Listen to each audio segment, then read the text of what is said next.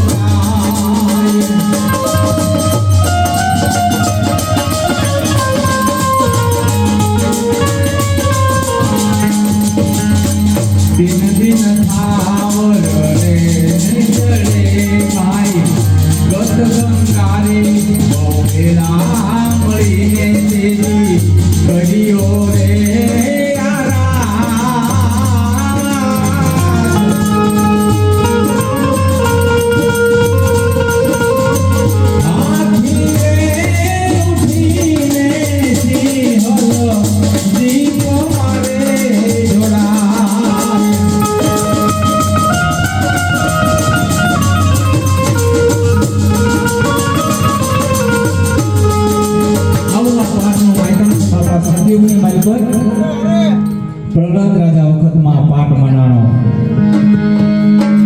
અને રત્નાવલી સીધા 5 કરોડમાં કોળી પાહોળી પ્રસાદ વર્તાણો અને ગીત ગંગાએ આરાધ કર્યો એ હાથી ઊભો થઈને બાપા સિંહલ દીપની માઇલ પર જોડાણો. આ પાઠની તાકાત છે એટલે આપણે આ પાઠની અત્યારે પરંપરા છે. કારણ કે આજકાલની ભક્તિ નથી, આ તો સતયુગ પહેલાની ભક્તિ છે. ભક્તિ દિલાવર દેશની અને લાયા શ્રીબાઈ કુમાર.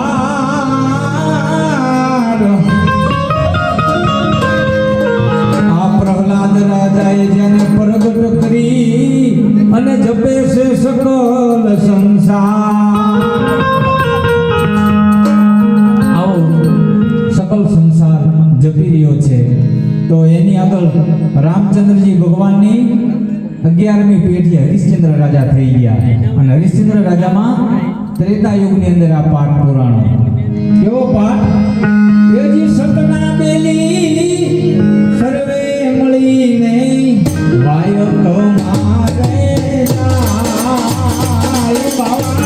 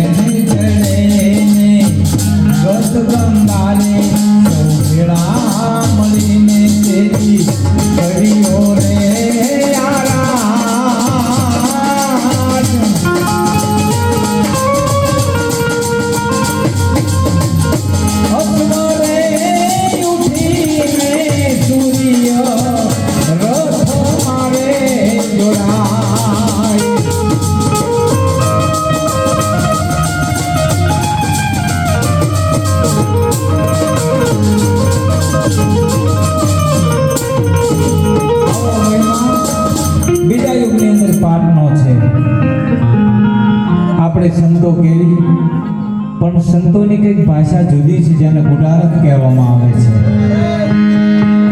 બધાને સમજાય એવું નથી, પણ પાટે બિરાજમાન હોય પંડિતની ગાદી માથે અને દયા કરે તો સમજાય કયો અશ્વ અને કેવી રીતે એને વધેરો હતો અને સૂર્યની અંદર કેવી રીતે જોડાણો, કોળી પાવળીમાં પ્રસાદ કેમ વધતો હતો અને ગીત ગંગા આરાધ કરે તા વળી પાછો સૂર્ય રથમાં જોડાતો. પણ આની માટે સતના બેલી એટલે આ ધર્મ અને કર્મના બે પૈડા છે. ધર્મ કર્મના પૈડા ઉપર ગાડું હાલ્યું જાય, કાંઈ નો જાણો હરી તું ગાડું મારું ક્યાં લઈ જાય. તો આવા ધર્મના દોરી થવું પડે.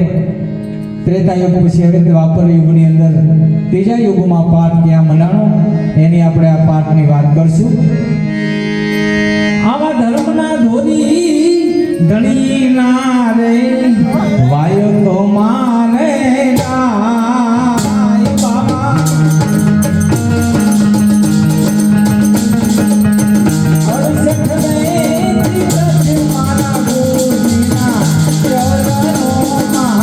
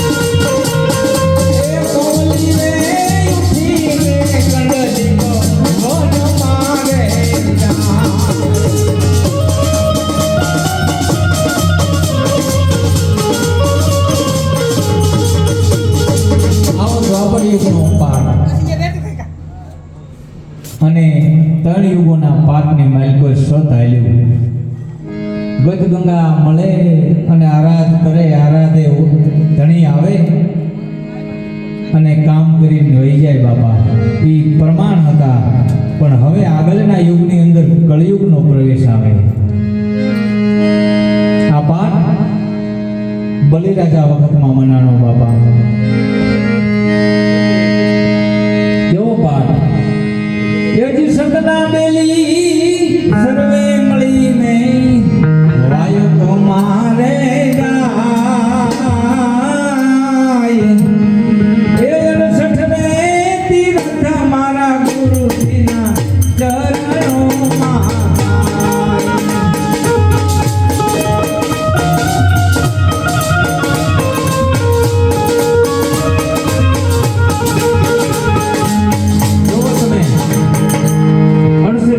સદગુરુના ચરણે થાય. ચોથા યુગનો પાઠ ક્યાં મનાણો અને કેવી રીતે મનાણો?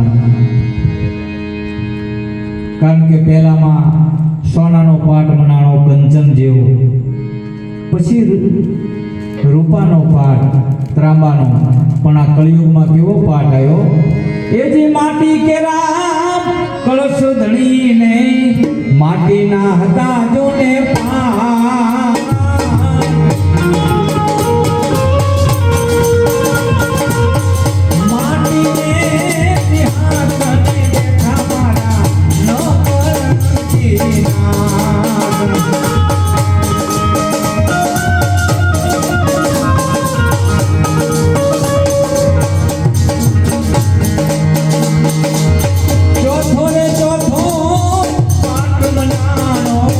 બલિરાજાને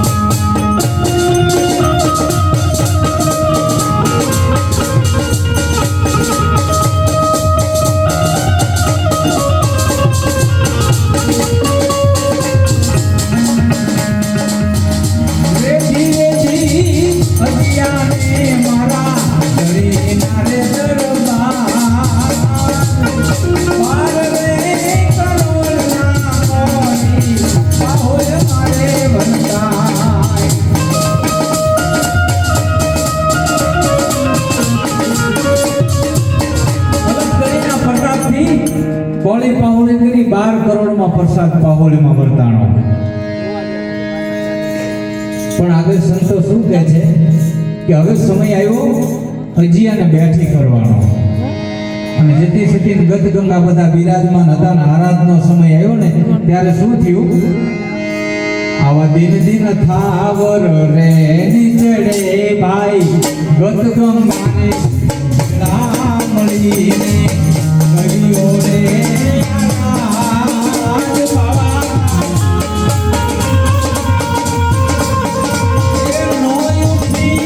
Yeah.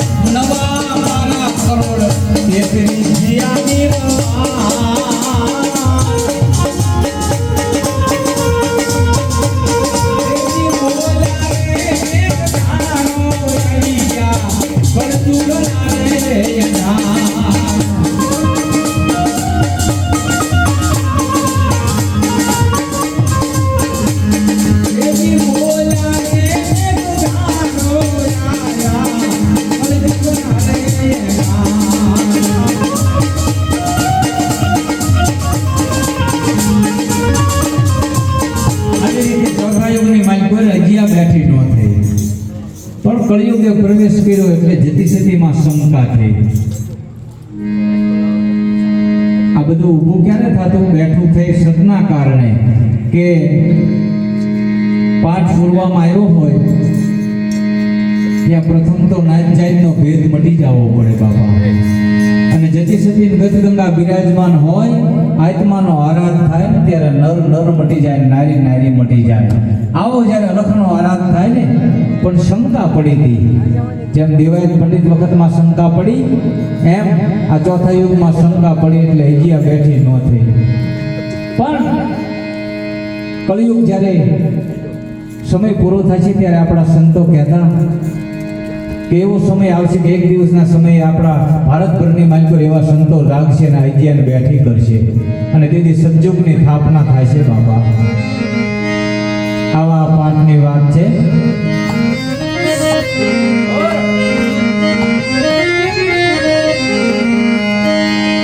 કારણ કે પાઠના રોગાન એવા છે કે આ તો સમય પ્રમાણે બધા અત્યારે આપણે નહીતર આ શંખડોળના પાઠમાં જે હવે સમય થાય ને એ બાકી હવે જે એનો આરાધનો સમય કહેવાય બાપા.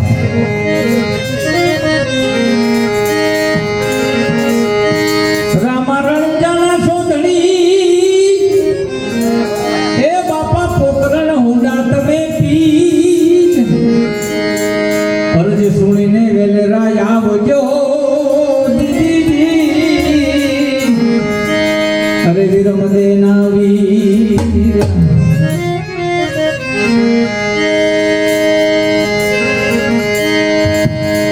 વાગે ભડાકા